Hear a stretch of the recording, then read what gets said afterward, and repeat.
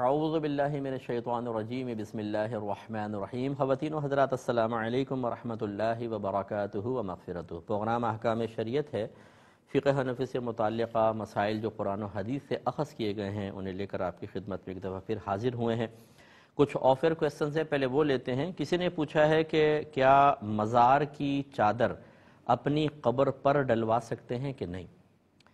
دیکھیں، سب سے پہلے ایک چیز اچھی طرح یاد رکھیں کہ مزار پر جو چادر کا تصور ہے وہ پہلے دور کے اعتبار سے صرف اتنا تھا کہ چونکہ پہلے قبے وغیرہ نہیں بنے تھے، مزارات وغیرہ باقاعدہ عمارت نہیں بنی تھی، تو ایک عام قبر میں اور ایک شریف القوم عالم ہیں، مفتی ہیں، کوئی شیخ ہیں، کوئی اللہ کے ولی ہیں، ان کی قبر میں فرق کرنے کے لیے کپڑا ڈالنے کی اجازت دی گئی، کیونکہ لوگ مطلب دین سے دور ہوئے تو بے ادبی کا ارتکاب کر بیٹھتے تھے، تو تاکہ بے ادبی سے بچیں گے بھی کم از کم یہ کسی اللہ کے ولی کی یا نیک آدمی کی قبر ہے، اس کی بے حرمتی نہ کریں۔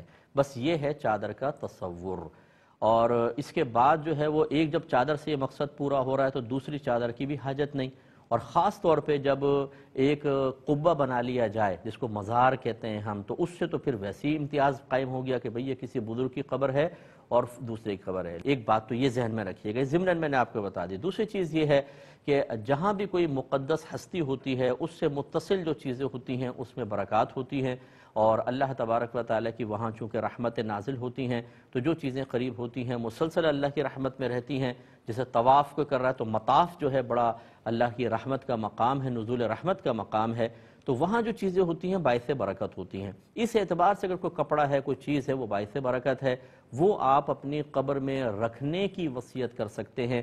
لیکن قبر پر ڈالنا، میں نے جیسے ابھی آپ کو بتایا کہ تو صرف اس کے ڈالنے کی اجازت دی تھی کہ جو شریف القوم ہے، باقی اگر برکات حاصل کرنا چاہتے ہیں تو اوپر ڈالنے کے بجائے اسے کسی اس طرح لپیٹ کر جب قبر میں رکھا جائے تو دیوار قبلہ میں تھوڑا سا سوراخ کر کے اس میں وہ رکھ دیں، اس امید کے ساتھ کہ اللہ تعالیٰ چاہے گا تو اپنے کرم سے اس میں جو برکات ہیں، روحانیت ہے، کوئی اللہ کی رحمتوں کے نزول کے اثرات ہیں، اس سے مردے کو فائدہ پہنچ جائے تو ٹھیک ہے۔ امید ہے کہ آپ یہ بات سمجھیں گے۔ یہ کہتے ہیں کہ کسی نے نیت کی تھی کہ میں نوکری سے جو کماؤں گا تو 10,000 روپے کسی غریب کو دوں گا، یہ دل میں نیت کر لی۔ اب وہ جاب لگی، 10,000 ہی آئے، جاب چھوٹ گئی۔ اب وہ کیا کرے، یہ 10,000 غریب کو دے دے تو اس کا گزارا نہیں، تو اس نے اس کو استعمال کر لیا۔ اب یہ کہتے ہیں کہ اگر نہ دے تو کیا میں گناہگار ہوں گا، اور ان پیسوں سے جو خریداری کی تو کیا یہ حرام میں شمار ہوگا؟ دیکھیں، چونکہ آپ نے منت نہیں مانی تھی، اگر آپ منت بھی فرض کر لیں مانتے اور آپ کہتے ہیں کہ جو کماؤں گا اس میں سے 10,000 خرچ کروں گا، تو یہ کوئی ٹائم لیمٹ آپ نے مقرر نہیں کیا تھا، ابھی آپ ویسے تنگ دست ہیں، بعد میں کبھی ادا کر دیتے۔ اور یہاں تو منت ہے ہی نہیں۔ منت تب ہوتی ہے جب آپ اتنے الفاظ، اتنی آواز سے الفاظ کو ادا کریں کہ آپ کے کان سنیں۔ آپ نے صرف دل میں نیت کی ہے، تو اس نیت کرنے سے آپ پر اس پیسے کو خرچ کرنا کوئی واجب نہیں ہو گیا، آپ نہ کریں، کوئی گناہ نہیں۔ اس سے جو چیز خریدا ہے وہ بالکل حلال میں شمار ہوگا، خدا نخواستہ حرام میں نہیں۔ ایک بہن نے فرمایا کہ میرے زکوٰۃ کا مہینہ تو سٹارٹ ہو گیا، جیسے رمضان میں ادا کرتے ہیں بہت سے، تو سٹارٹ ہو گیا، لیکن تاریخ یاد نہیں کہ کس تاریخ میں مہینہ پورا ہوگا، تو کیا ہم پہلی تاریخ کو ہی اپنے سونے وغیرہ کا حساب کر کے ریٹ معلوم کر کے زکوٰۃ نکال سکتے ہیں کہ نہیں؟ پہلے تو اس بات کو سمجھ لیجئے کہ دیکھیں، جب بھی آپ کے پاس نصاب کمپلیٹ ہو جائے، 7.5 تولہ سونا یا 52.5 تولہ چاندی، یا اتنا کیش جس سے آپ 52.5 تولہ چاندی خرید سکتے ہوں، یا اتنا مال تجارت جس کی مالیت 52.5 تولہ چاندی کے برابر ہو، تو فوراً اس تاریخ کو نوٹ کر لیں۔ یا یہ سب اس طرح نہیں ہے، تھوڑی تھوڑی چیزیں ان میں، تھوڑا 1 تولہ سونا، تھوڑی چاندی ملا کر 52.5 تولہ چاندی کے برابر ہو جائے، بس وہ آپ مہینہ، وہ تاریخ، بلکہ علماء نے فرمایا گھنٹہ تک نوٹ کر لیں کس وقت یہ پورا ہوا ہے، اور پھر اب اس کے 1 سال بعد جب وہی مہینہ، وہی گھنٹے، وہی دن آئے گا تو پھر آپ کا 1 سال کمپلیٹ ہوگا۔ اصول یہ ہے۔ لیکن جیسے آپ نے کہا کہ مہینہ یاد تھا، تاریخ یاد نہیں تھی، آئندہ کے لیے احتیاط کر لیجئے گا، اور اس میں اگر آپ پہلی تاریخ کو حساب کر لیں گے تو انشاءاللہ اللہ کی رحمت سے امید ہے آپ بری ذمہ ہوں گے، سونے وغیرہ کا ریٹ لگا کر، اور آپ زکوٰۃ کا حساب بنا لیجئے۔ اگر یہ کہتے ہیں کہ اگر رزق اللہ کے ذمہ کرم پر ہے تو لوگ بھوکے کیوں مر جاتے ہیں؟ جنگی علاقوں میں بچے بیار و مددگار ہوتے ہیں، ان کا کیا قصور ہے؟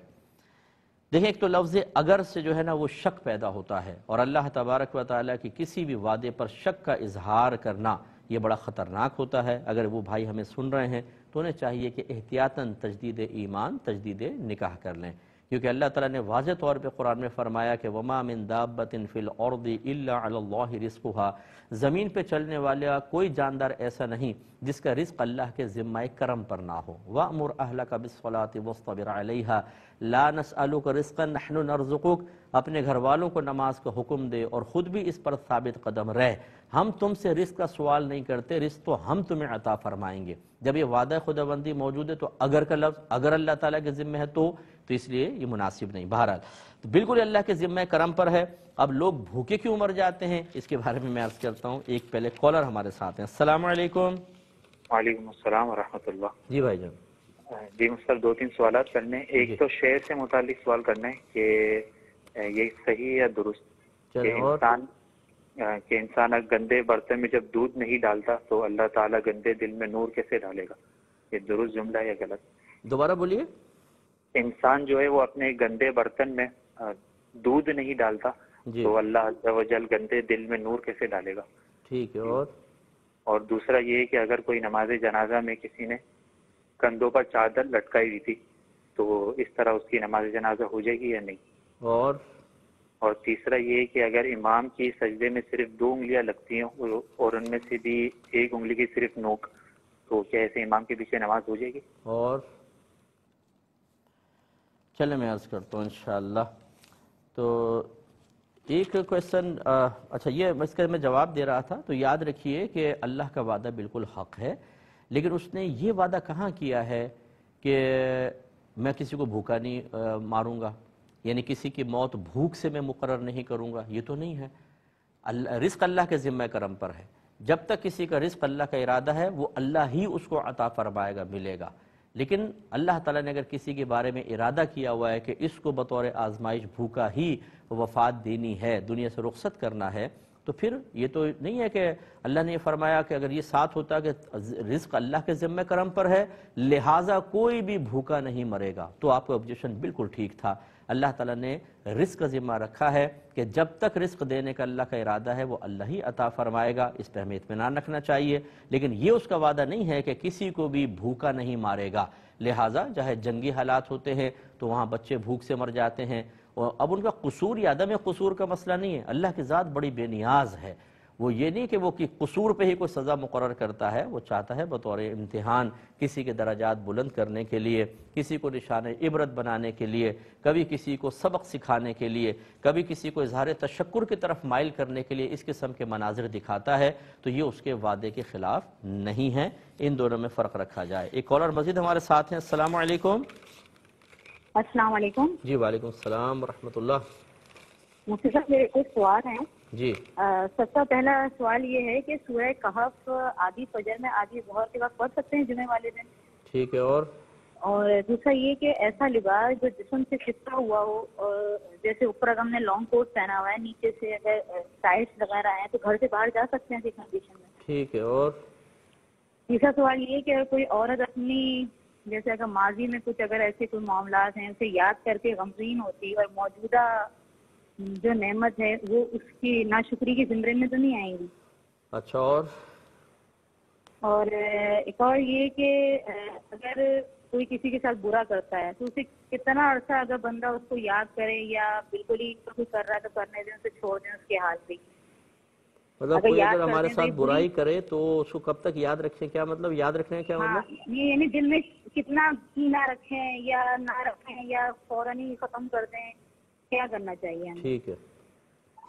پانچواں سوال یہ ہے کہ اگر کچھ اور بھی سوال ہیں، اگر کوئی اولاد ماں باپ کے دل میں دوسرے بہن بھائیوں کے لیے برائی ڈالتا ہے اس وجہ سے کہ میں میرے بچوں کی اہمیت قائم رہے اور اس کی اتنی ویلیو نہ بنے، تو یہ صحیح ہے؟ ٹھیک ہے۔ اور عورت کی ایجوکیشن چاہے دینی ہو یا دنیاوی ہو کتنی ضروری ہے ایک لائف کے لیے؟ اور اگر کوئی اللہ تعالیٰ کی راہ میں خرچ کرتا ہے اور دوسروں کو اس لیے بتاتا ہے تاکہ سامنے والا بھی موٹیویٹ ہو اور اللہ کی راہ میں خرچ کرے، تو یہ ریاکاری میں تو نہیں آئے گی تمہاری؟ چلیں بس انشاءاللہ میں عرض کرتا ہوں، بہت کویسچن آپ نے کر لیے۔ ایک یہ کویسچن کیا تھا کہ اگر شوہر بد کرداری سے باز نہ آئے، ایک زوجہ نے کویسچن کیا تو کیا عورت اپنا بستر علیحدہ کر سکتی ہے؟ دیکھیں یہاں دو چیزیں ہیں. پہلی بات یہ ہے کہ شوہر اگر اس قسم کے کاموں میں ملوث ہے، دوسری عورتوں کی طرف، زنا کی طرف یا مردوں کی طرف بعضوں کا میلان ہو جاتا ہے، ایسی صورت میں بیوی کو اپنا کردار ادا کرنا چاہیے. شیطان اس پہ حاوی ہے، نفس حاوی ہے. آپ بھی اگر علیحدہ ہٹ جاتی ہیں تو آپ نے گویا کہ نفس و شیطان کے حوالے کر دیا. تسلسل سے کوشش جاری رکھیں.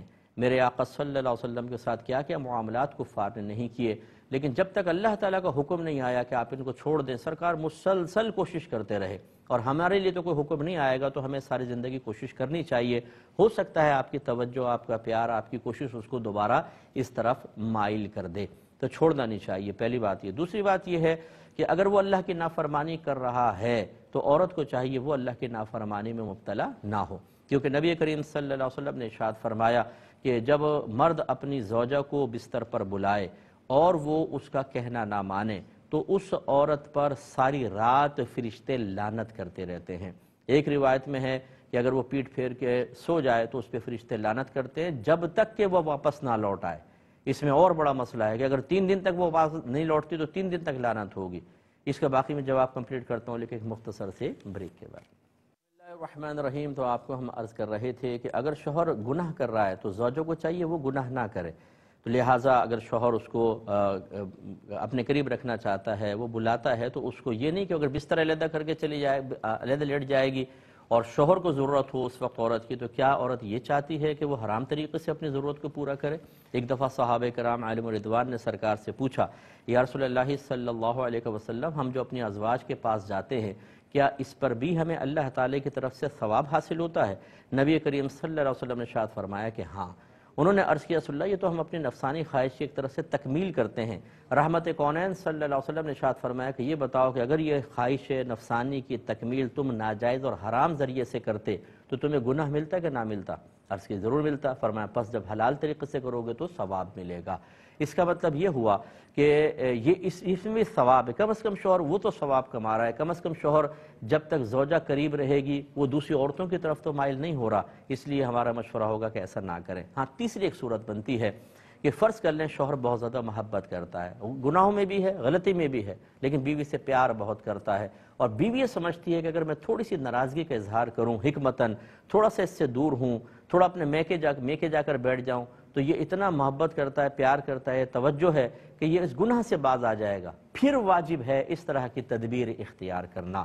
تو پھر یہ کہ کر لیں، وہ بھی آزما کر دیکھ لیں کہ شوہر باز آتا ہے، ٹھیک نہیں آتا تو پھر بہرحال عورت کو چاہیے اپنا رویہ اچھا رکھے. اگرچہ جو دیندار بچیاں ہوتی ہیں یا اچھی عورتیں ہوتی ہیں وہ مسلسل ان کو اس احساس سے اذیت ہوتی ہے کہ میرا شوہر غلط کام کر رہا ہے.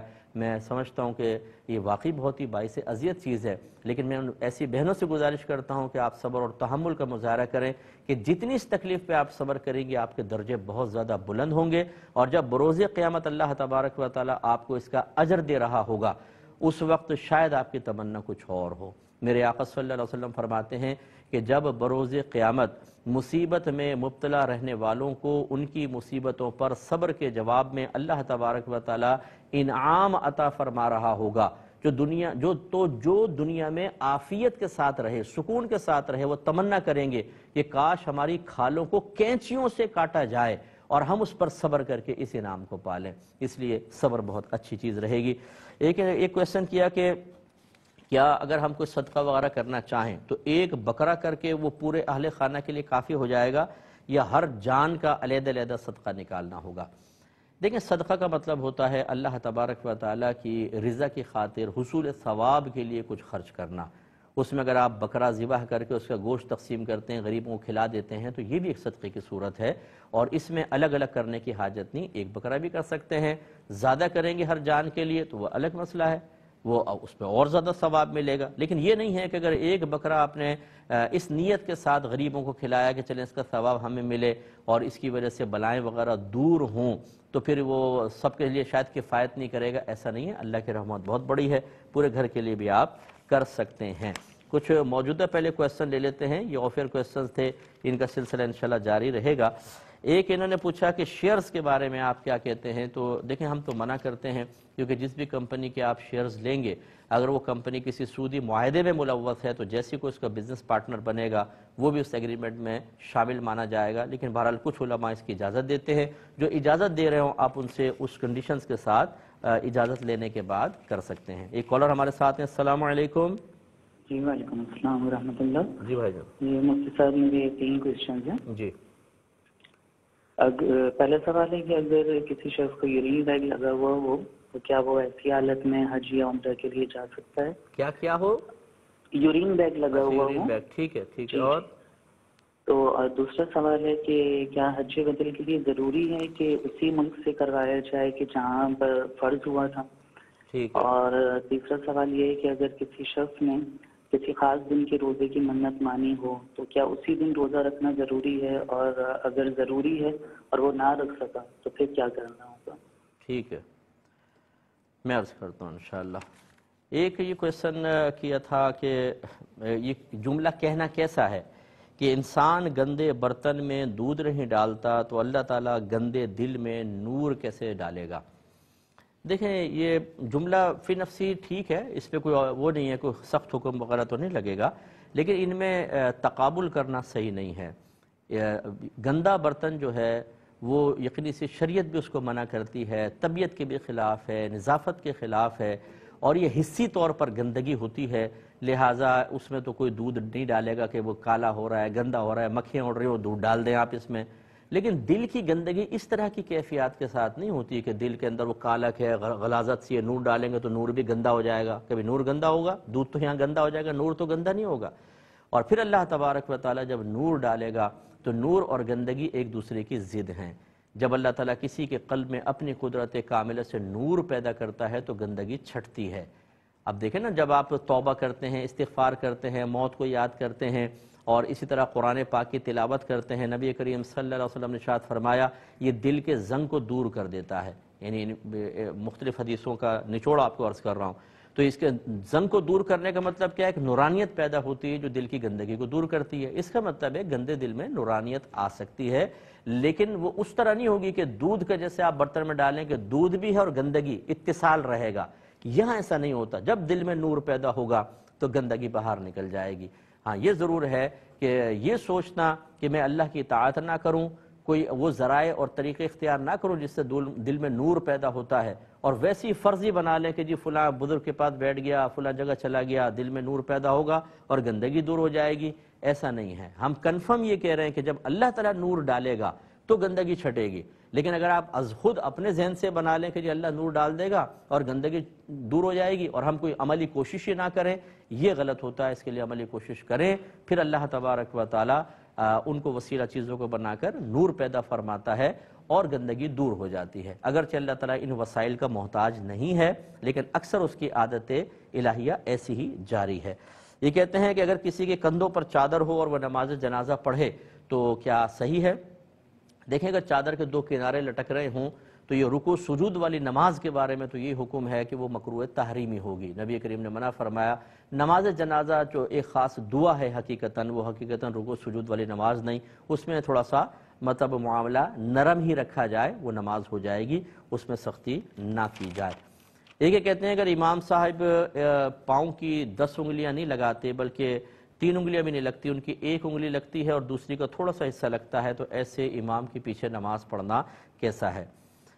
دیکھیں فقہاء نے جو حدیثوں کا نچوڑ ہے اس کو دیکھ کر نتیجہ یہ نکالا کہ جب سجدے میں مرد جائے تو اس کے لیے 10 انگلیوں میں سے کم از کم 1 انگلی کا پیٹ لگنا فرض. پیٹ مطلب یہ بالکل جو نیچے کا حصہ ہوتا ہے اس کو پیٹ کہتے ہیں.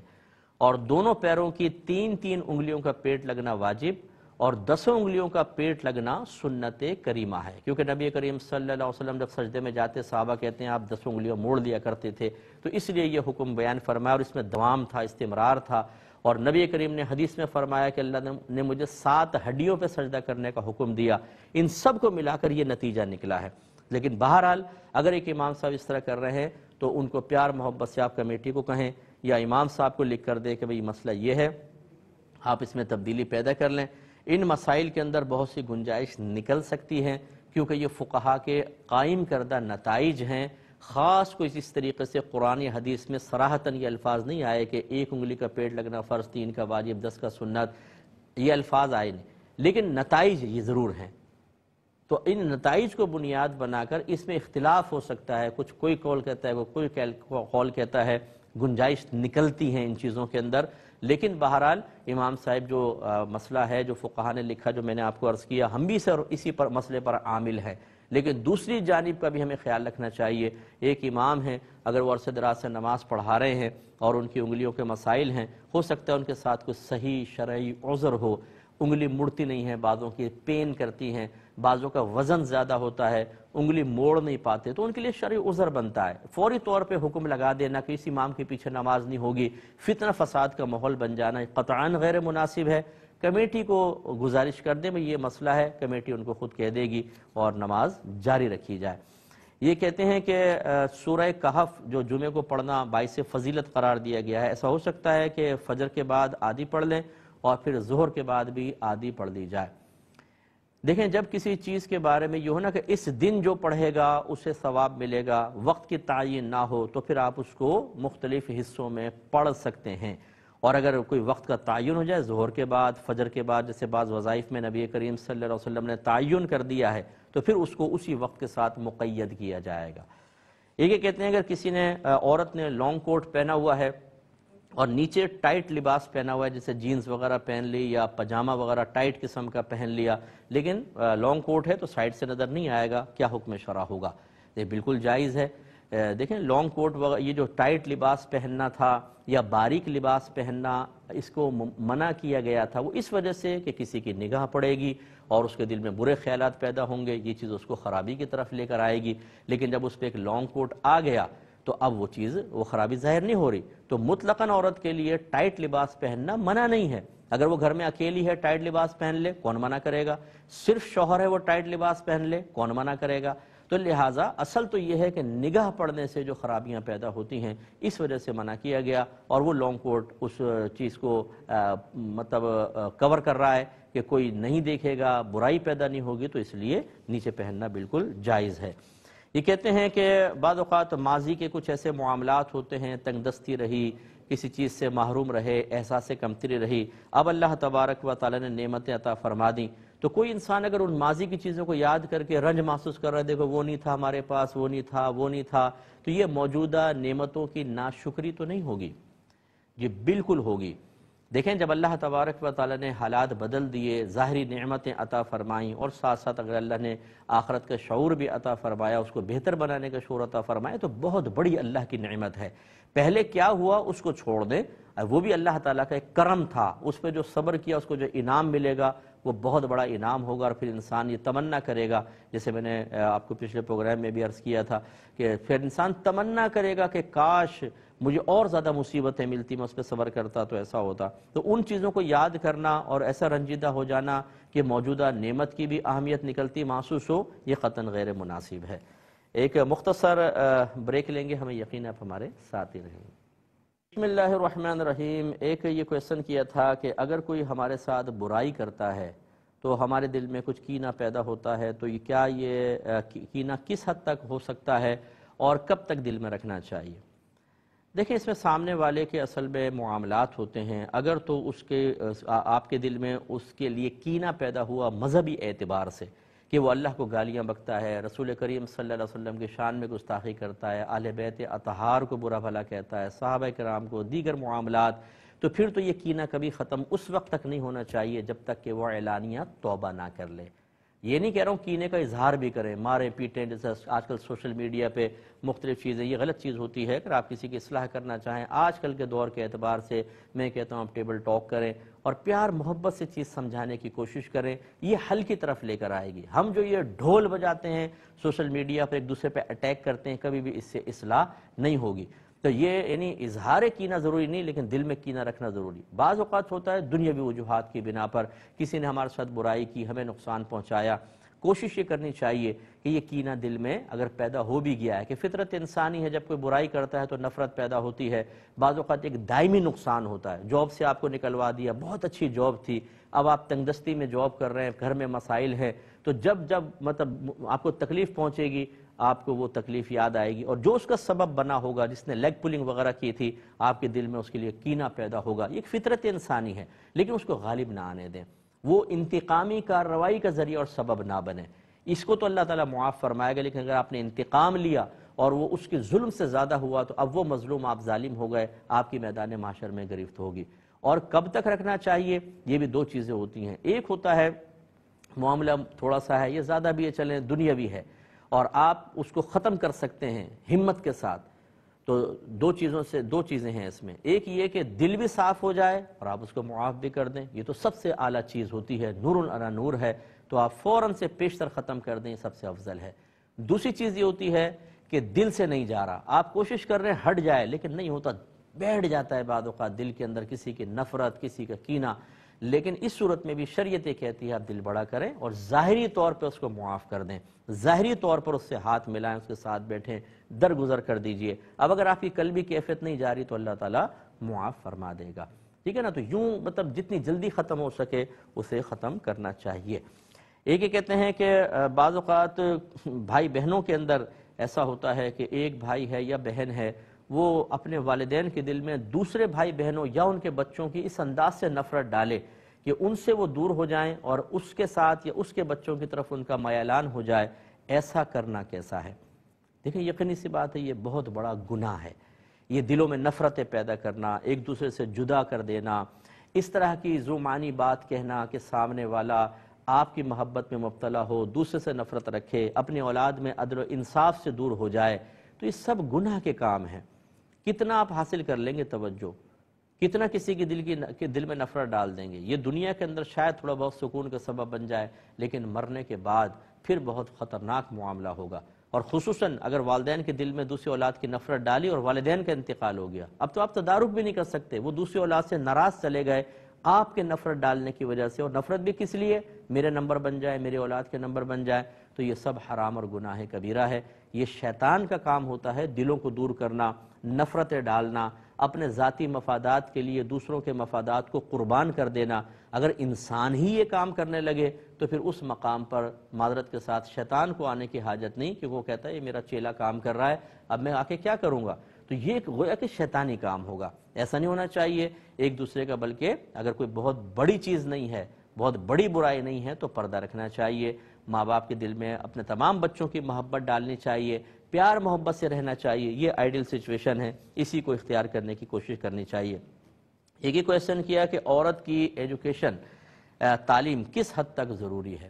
دیکھیں آج کل کے دور میں بہت ضروری ہے، بے حد ضروری ہے، بالکل بچیوں کو تعلیم حاصل کرنی چاہیے، دینی تو کرنی ہے، دنیاوی تعلیم بھی حاصل کرنی چاہیے۔ بلکہ میں اکثر والدین کو مشورہ دیتا ہوں کہ آپ بچیوں کو اچھی دنیاوی تعلیم دلوانے کے ساتھ ساتھ کچھ ایسے کورسز کروا دیں آئی ٹی سے متعلقہ، خاص طور پر کہ بچی اپنے گھر میں رہ کر ارننگ کا کوئی ذریعہ بنا سکے۔ کل حالات کیسے ہوں، کوئی شوہر بے روزگار ہو جاتا ہے، شوہر کا انتقال ہو گیا، دیگر مسائل ہوتے ہیں، بچی کم از کم بے یار و مددگار نہ رہے، اسے باہر نکل کر غیر مردوں کے درمیان کام نہ کرنا پڑے۔ آپ جانتے ہیں کتنی غلیظ قسم کی دنیا ہے، ایک عورت تنہا ہو جائے اور لوگوں کو پتہ چل جائے تنہا ہے، اس کے بعد کیا کچھ ہوتا ہے، یہ بہنیں اچھی طرح سمجھ سکتی ہیں۔ تو وہ بچی اس ارننگ کا ذریعہ بنا لے گی، اور یہ یقینی سی بات ہے کہ پڑھائی کے ساتھ ہی ہو سکتا ہے۔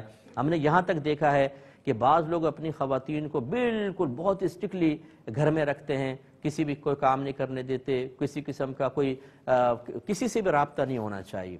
چلیں ٹھیک ہے، ان کی غیرت کا تقاضا بہت، لیکن پھر یہ بھی دیکھا کہ اچانک ان کا انتقال ہو گیا، اب کوئی سنبھالنے والا نہیں ہے، بچے بھی رول گئے، بیوی رول گئی، اب وہ بیوی باہر نکلتی ہے، اسے بالکل تجربہ نہیں ہے، کیونکہ آپ نے کبھی بھی اسے اس کے لیے ذہنی طور پہ تیار نہیں کیا تھا۔ پراپرٹیاں قبضوں میں ہو گئیں، پیسہ لوٹ لیا گیا، نہ عزت محفوظ رہی، نہ دنیا محفوظ رہی۔ اس لیے سمجھداری کے ساتھ شرعی تقاضوں کو اور شرعی رعایتوں کو ملحوظ رکھتے ہوئے اپنے گھر والوں کو اعتماد فراہم کرنا، اور اپنے مرنے کے بعد ان کے لیے ایک اچھا ماحول، ایک سازگار ماحول جس میں وہ لٹ نہ سکیں، جس میں کوئی ان کو خراب نہ کر سکے، جس میں ان کی سادہ لوہی یا ان کی جہالت سے کوئی فائدہ نہ اٹھا سکے، ایسا ماحول کریٹ کرنا بہت ضروری ہے۔ ورنہ آپ بھی اطراف میں دیکھیے نا، مشاہدہ کریں، میں کوئی مطلب گراؤنڈ ریئلٹیز سے ہٹ کر بات نہیں کر رہا ہوں، فیملیز کو تباہ ہوتے دیکھا ہے میں نے، فیملیز کو نہیں، میں کر رہا ہوں نا، ٹھیک ہے آپ کر رہے ہیں تو بھائی کہ آپ 100 سال زندہ رہیں گے، اچانک ایکسیڈنٹ ہوا، مر گئے، نہ گھر کے اندر کاروباری معاملات بتائے تھے، نہ لین دین بتائے تھے، اچانک انتقال ہوا،